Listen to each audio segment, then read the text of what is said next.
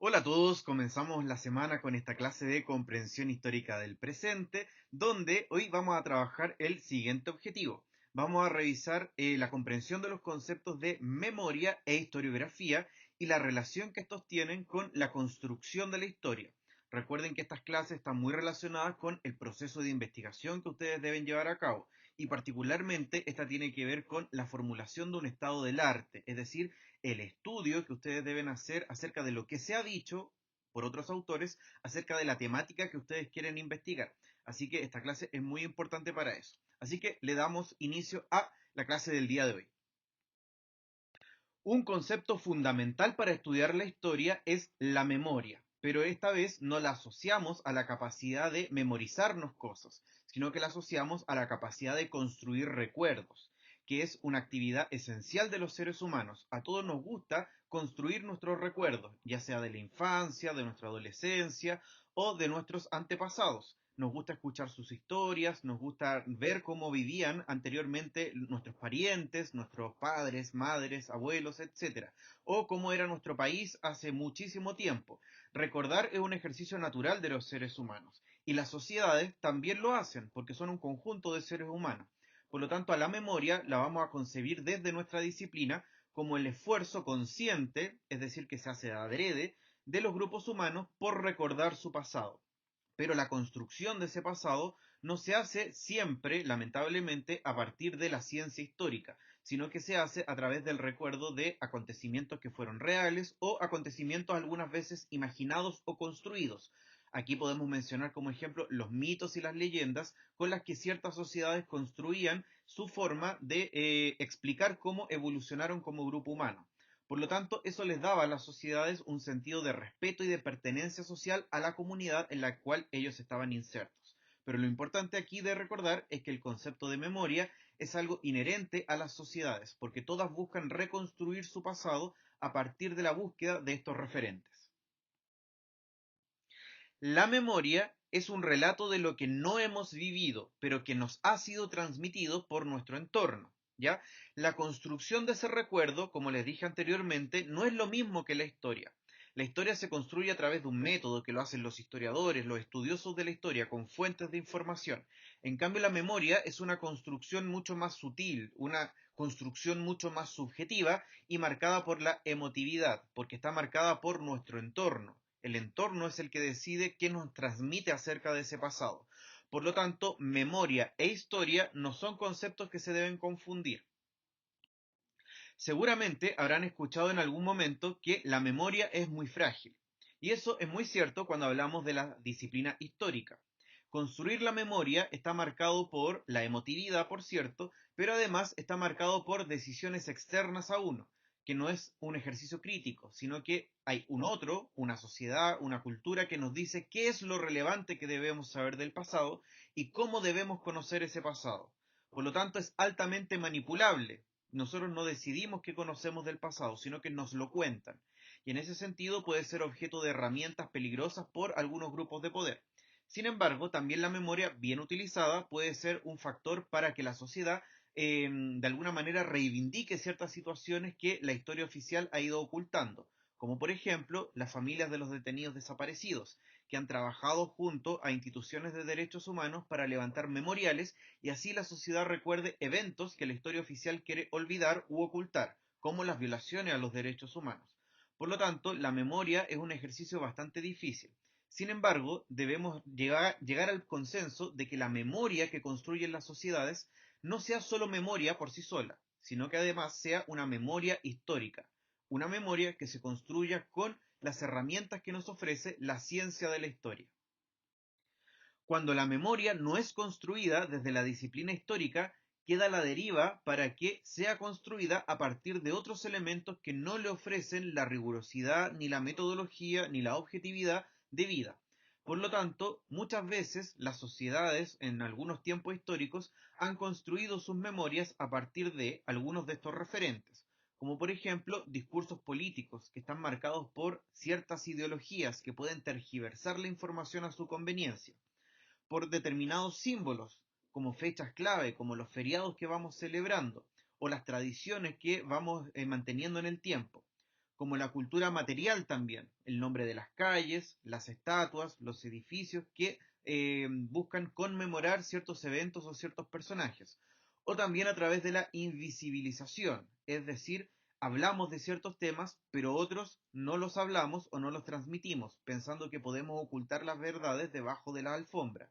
Por lo tanto, cuando no se hace a través de la disciplina histórica, la memoria resulta ser altamente manipulable, porque al final influye en el qué y en el cómo recordamos nuestro pasado. Y la idea es que todos seamos seres humanos libres para construir el conocimiento a partir de la ciencia. Y si no lo hacemos a través de la ciencia histórica, al final simplemente somos receptores de las ideas que ya elaboraron otras personas y no las buscamos por nosotros mismos.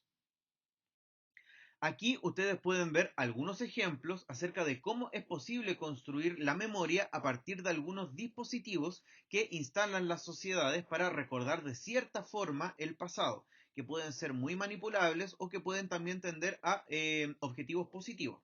Veamos algunos ejemplos. En los discursos políticos de Adolf Hitler, la Alemania nazi, tenían claramente una intención que hoy día podemos catalogar como negativa, porque tendía a visibilizar la historia de Alemania a partir de su situación de crisis, culpabilizando a un grupo de la población, que era la población judía. Por lo tanto, la construcción de la memoria histórica por parte del pueblo alemán a partir de ciertos discursos políticos generó claramente una serie de eventos que culminaron en la Segunda Guerra Mundial y en el peor holocausto que recuerde la humanidad. Por lo tanto, cuando la historia es tergiversada por discursos políticos, se puede llegar a consecuencias gravísimas. Esta es una de las peores de todas. Otro ejemplo, el nombre de las calles y otras formas de conmemoración. Ahí ustedes pueden ver una calle en Renca, que es la intersección entre las calles Domingo Santa María, presidente de nuestro país, y Jaime Guzmán, ya un colaborador de la dictadura, referente de la derecha de nuestro país, particularmente del Partido de la Unión Demócrata Independiente, que recientemente estuvo en la palestra porque la comuna de Renca quería cambiar el nombre de la avenida Jaime Guzmán por el nombre de Avenida Dorsal, que era su nombre histórico. Claramente ahí el nombre que se le pone a las calles tiende a tener una intencionalidad política o una intencionalidad también memorística, ¿ya? Y ahí la comunidad de Renca tuvo la posibilidad de hacer valer su voluntad y cambiar el nombre porque era lo que la representaba mejor. También podemos mencionar los memoriales de los detenidos desaparecidos en Chile, que buscan recordar, instalar ciertas temáticas que habían estado ocultas dentro de la historia oficial, como la violación a los derechos humanos, y que los podemos encontrar en diversos puntos del país. O también ciertas tradiciones, como la celebración de las fiestas patrias en nuestro país, que tiene la intencionalidad de reivindicar y de mantener en el tiempo esta idea de nacionalidad y de patriotismo que nos genera cierta unidad social. Por lo tanto, seamos cuidadosos con reconocer, nosotros como estudiosos de la historia, estos dispositivos que tiene la sociedad para construir la memoria, porque recuerden que nuestro ejercicio es que la memoria se construya de manera histórica, con ciencia histórica, y que no se construyan a la deriva con estos otros elementos, que pueden existir, por cierto, y van a seguir existiendo, pero nuestra labor es que la memoria se construya a partir de nuestro ejercicio intelectual de historiadores. ¿Cómo construimos entonces esta memoria histórica? Lo hacemos con la historia, pero con la historia con mayúscula, que es la disciplina de la historia, o como utilizamos más específicamente en nuestra labor, la historiografía, que es el ejercicio intelectual de estudiar los procesos que han afectado el pasado humano o el devenir humano, la ciencia de la historia. La historia es precisamente una ciencia y nos ha costado muchísimo tiempo que el resto de las ciencias nos vean como tal, porque por lo general la historia se ve siempre como un cúmulo de datos simplemente que aportan como a la cultura general, pero en realidad es una ciencia porque está determinada por un método de investigación que tiene que ver con el análisis riguroso de las fuentes de información y la sistematización y el contraste de ellas para poder obtener conclusiones. Por lo tanto, el hecho de que sea un ejercicio metodológico con ciertos pasos que le den una determinada objetividad es lo que le da el carácter de ciencia. Y eso es muy relevante para que entendamos a nuestra disciplina con el rigor que se merece. Ahora bien, nosotros sabemos que el historiador es una persona que está analizando procesos o eventos que afectaron a los seres humanos. Se estudia a sí mismo de alguna manera el historiador, estudia su propia sociedad, a la propia humanidad a la que pertenece. Por lo tanto, no puede ser totalmente objetivo al momento de hacer ese análisis. Siempre va a estar intervenido por su propia subjetividad o por sus propias ideas o sus propios sesgos culturales. Por lo tanto, conseguir la objetividad dentro de la historia es virtualmente imposible en su totalidad. Sin embargo, el hecho de que nosotros busquemos interpretaciones de nuestro pasado y no verdades absolutas nos mantiene dentro de la categoría de ciencia. Nosotros no buscamos verdades absolutas, sino que lo interesante dentro de la historia es que nuestras interpretaciones o lo que nosotros buscamos conocer de nuestro pasado está en constante estudio y en constante reelaboración, porque nunca llegamos a verdades totales, sino que la tenemos que ir construyendo a lo largo del tiempo. Y eso es una labor que tiene la historiografía, de ver cómo se va reinterpretando la historia con los mismos datos, pero que en diferentes tiempos se analizan de manera diferente. Esta última idea resulta un poco compleja de entender. ¿Cómo es posible que a partir de los mismos datos, historiadores de distinta ideología y de distinta época lleguen a conclusiones diferentes? Y eso es así siempre dentro de nuestra disciplina. Y eso es también la riqueza que posee, porque no hay ninguna verdad total, sino que siempre todo está en constante reinterpretación. Revisemos algunos ejemplos. Aquí tenemos algunas visiones historiográficas sobre la Edad Media. Ustedes me pueden poner pausa y pueden leer los documentos. Pero lo importante acá es saber que la Edad Media es una época histórica que fue altamente controvertida en su momento por los historiadores. Algunos pensaban que era una época más bien oscura, sin ningún tipo de producción de conocimiento relevante, y de hecho el propio nombre de la época, la Edad Media, era un tanto despectivo, puesto que la situaba entre dos eventos históricos o dos procesos históricos o tiempos históricos que eran mucho más relevantes. La edad antigua o la antigüedad clásica de la antigua Grecia y la antigua Roma y la época moderna que trajo todos los adelantos de la modernidad. En ese sentido, la Edad Media era un periodo histórico que estaba en la mitad sin ningún tipo de avance cultural. Sin embargo, esa reinterpretación se cambia a medida que avanzan los estudios medievales y, por ejemplo, historiadores como Jacques Le Goff establece una reivindicación de los elementos culturales que hacen de la Edad Media una época interesante y de muchos avances culturales. Ahora bien, seguramente la Edad Media nos genera como mucha polémica o mucho debate en la actualidad porque es un tema que resulta un tanto lejano. Pero estos debates historiográficos pueden tener gran repercusión en la actualidad con los siguientes ejemplos. Un proceso histórico que nos involucra mucho más directamente porque cala en nuestra identidad latinoamericana es la visión historiográfica acerca de la llegada de los europeos a nuestro continente americano en el siglo XV. Las visiones tradicionales tienden a reivindicar o a valorar la llegada de los españoles como la llegada de la civilización, como la llegada de las ideas de la racionalidad occidental, de la fe cristiana y de la superioridad cultural que traían los españoles. Y de hecho, la idea del descubrimiento de América, que permanece hasta el día de hoy, es una seña de ello. Significa que América es descubierta, como si no hubiesen existido sociedades o seres humanos habitando este continente. Se escribe desde Europa propiamente tal. Por lo tanto, estas visiones tradicionales tienden a ver una idea de superioridad cultural de lo europeo por sobre lo americano y también una desvalorización de los indígenas americanos. Sin embargo, visiones historiográficas mucho más recientes cuestionan estos nombres, estos apelativos o las interpretaciones acerca de este proceso. Cuestionan la idea de que haya sido un encuentro, porque no fue un encuentro fraterno realmente, sino que fue prácticamente una invasión, fue un saqueo prácticamente desde los europeos hacia los pueblos indígenas americanos, y fue también una imposición de sus parámetros culturales invisibilizando o de alguna manera eliminando todo registro cultural o la mayoría de los registros culturales indígenas superponiendo las bases culturales de lo europeo. Por lo tanto, la forma en cómo interpretamos estos procesos históricos y sobre todo quienes hacen historia, los historiadores, los que escriben y los profesores que enseñan, es importante que muestren ambas visiones para que los alumnos las construyan a partir de sus propias creencias o de sus propias conclusiones racionales que puedan obtener a partir del análisis de las fuentes. Otro proceso histórico que resulta interesante de contrastar historiográficamente es este proceso de la ocupación chilena del territorio mapuche en el siglo XIX.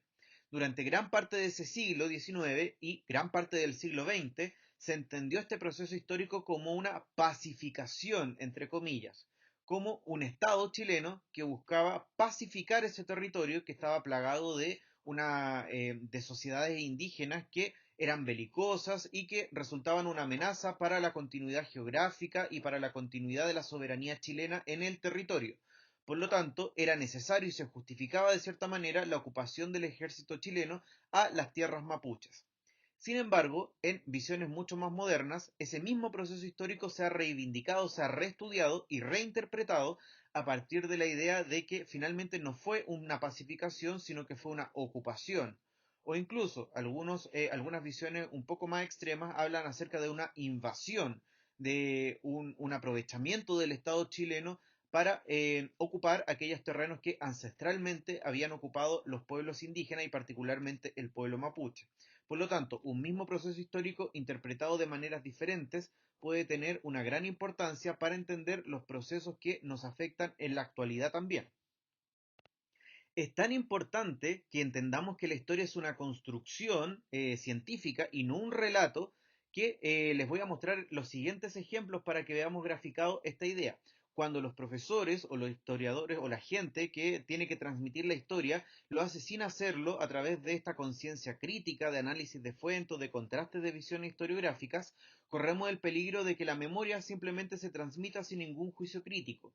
Y aquí podemos analizar este ejemplo que desarrolló Nicolás Ferrari en este estudio que se llama La importancia de la historiografía en la enseñanza de la historia, y él lo estudió a partir de cómo entendían los niños de segundo básico la conquista de América y les pidió que hicieran algunos dibujos acerca de cómo veían este proceso histórico. Y en este primer ejemplo, aquí ustedes pueden ver el dibujo, lo pueden agrandar si quieren, y pueden ver cómo a partir de lo que les cuentan los profesores, lo que les cuentan sus padres, la conquista de América es un reflejo de la superioridad cultural europea y se genera la transmisión de una idea de que el europeo era mucho más avanzado respecto de los pueblos originarios de nuestra América, considerando que al momento de la llegada de los españoles ellos se encontraron con civilizaciones tanto o más desarrolladas de las que existían en Europa hasta ese momento. Por lo tanto, la transmisión de ciertas ideas se puede calar en las futuras generaciones y eso es muy importante de tener en consideración. En este otro ejemplo, el investigador se dio cuenta de que los niños tendían a rescatar los elementos positivos de la llegada de los españoles a América. Rescataban esta idea como una gran aventura y rescataban la llegada de la religión traída por los españoles hacia América, pero no visibilizaban en ningún momento los efectos negativos que trajo para eso hacia los pueblos indígenas. Y en este otro ejemplo, la invisibilización es todavía más evidente. La idea que tenían algunos niños acerca de la llegada de los españoles a América era la idea de un descubrimiento. El español llega a un continente vacío, donde no hay nada, y llega simplemente a conquistarlo en su totalidad. La idea de la ausencia de los pueblos originarios o de las grandes civilizaciones americanas es bastante impactante si es que uno piensa que estas ideas se van a ir perpetuando en la transmisión generación tras generación de cómo se cuenta la historia. Y ahí viene la labor del historiador, de detener la construcción de la memoria de esta manera, sino que hacerla a partir del ejercicio crítico. Y esa también es labor de los profesores y de todos los que nos dedicamos a construir la historia.